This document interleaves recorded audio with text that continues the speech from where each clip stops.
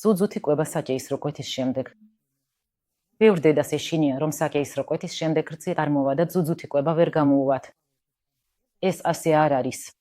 საკეისრო კვეთის შემდეგ ძუძუთი კვება სრულიად შესაძლებელია, თუმცა ეს მშობიარობის მეთოდი შეიძლება პირველ დღეებში გარკვეულ სირთულეებს შექმნას.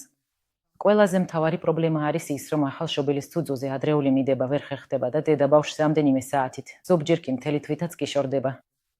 საკეისრო კვეთის შემდეგ ბავშვი და დედა ხშირად ცალ-ცალკე იმყოფებიან. პატარა საათების მიხედვით მოჰყავთ საჭმელად და დამაკებით ნარევითაც კვებავენ. ეს ყველაფერი ძუძუთი კვებას ართულებს. ხშირად დედას ოპერაციის შემდეგ პირველ დღეებში თავს ცუდად გრძნობს, უჭირს ბავშვისთვის ადგომა, ნაკერის გამო მჯდომარე მდგომარეობაში კვება და პოზების შეცვლა.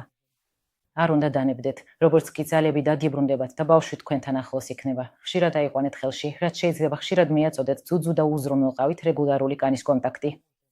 ისწავლეთ გვერდზე წოლაში ან ქვეშ ხელიდან პოზაში კვება. ეს პოზები ყველაზე მოსახერხებელია საკეისრო კვეთის შემდეგ. ამ სირთულეების გამორჩევ შეიძლება დაახლოებით 1 წრით დაგვიანებით მოვიდეს. მნიშვნელოვანია შეძლების დაგვარად პირველივე დღიდან დაიწყოთ რეგულარული გამოწურვა, რათა ლაქტაცია სტიმულირდეს. კოლოსტრუმის გამოწურვა ხელით მოსახერხებელია, თით ძუძუზე 5-დან 7 წუთამდე, ყოველ 3 საათში ერთხელ. თხოვეთ სამედიცინო პერსონალს, რომ დაგეხმარონ.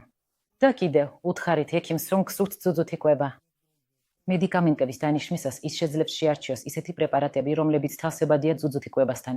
თუ არ გამოგივართ, გამოწურეთ რძე ყოველ 3 საათში ერთხელ, სანამ პრეპარატები არ გაუქმდება.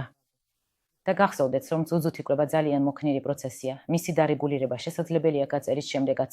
შეგიძლიათ გააუმჯობესოთ ბავშვის სწორად მიდება, შეარჩიოთ მოსახერხებელი პოზები, უარი თქვათ ნალევზე. დახმარებისთვის შეგიძლიათ სპეციალისტს მიმართოთ.